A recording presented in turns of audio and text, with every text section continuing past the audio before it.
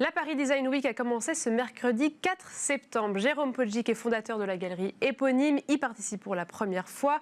Bonjour Jérôme, vous êtes galeriste spécialisé dans l'art contemporain plutôt. Alors pourquoi avoir choisi de participer à cette Paris Design Week ? Écoutez, quand on est une galerie d'art contemporain, je prends toujours son terme dans son sens architectural, étymologique. C'est un lieu de passage qui relie deux bâtiments.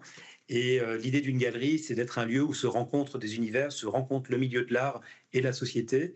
Et même si aujourd'hui sont décloisonnés les différents secteurs culturels, le théâtre, le cinéma, etc., mais il me semble quand même qu'il y a des grands efforts à faire pour que se rencontrent ces différents milieux. Et j'avais vraiment à cœur de pouvoir créer un dialogue entre art et design, et non seulement du point de vue des créateurs, mais également du point de vue de ceux qui s'y intéressent. Et le nouveau lieu dans lequel je me suis installé il y a un an, qui est donc juste en face du Centre Pompidou, directement sur la piazza. C'est un lieu qui est sur 2 niveaux, il fait 400 mètres carrés ouvert au public et permet justement un espace où du mobilier de créateurs peut dialoguer avec de l'art contemporain.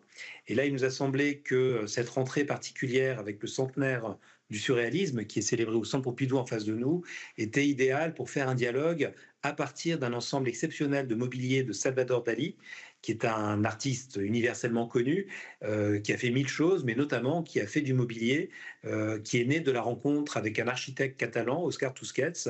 Et de là est née l'idée de créer des images que Dali avait représentées dans des tableaux, des images de meubles, et qui sont devenues réalité au début des années 70, avec la création d'une agence de design qui s'appelle BD Barcelona Design, que nous avons invité et qui présente ici les éditions du mobilier de Dali, mais aussi de Antoni Gaudí à la galerie et d'Oscar Tusquets pour dialoguer avec des artistes de la galerie. Et ce lien entre art contemporain et design, est-ce que vous sentez qu'il y a une demande plus forte peut-être de la part des collectionneurs de voir se rencontrer les arts, le design aussi dont les ventes font aussi des prix records depuis plusieurs années? C'est une vraie demande de la part des collectionneurs? Oui, je pense absolument. Depuis maintenant 40 ans, quand même, l'art a infusé dans le quotidien, si vous voulez, des Français en particulier, mais enfin dans le quotidien de notre société occidentale. Il y avait avant quand même un grand gap, si vous voulez, un fossé entre l'art et la société. L'art était vraiment cantonné au musée.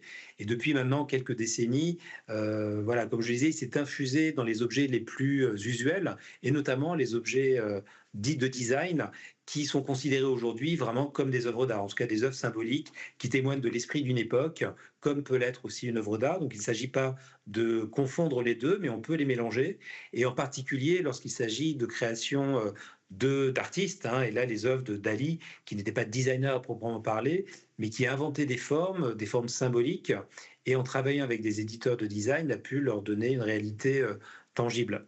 Mais sinon, pour répondre à votre question, je pense que oui, aujourd'hui, l'art est partout dans notre quotidien, et notamment dans le mobilier qui nous environne, et cela explique, je crois, son succès.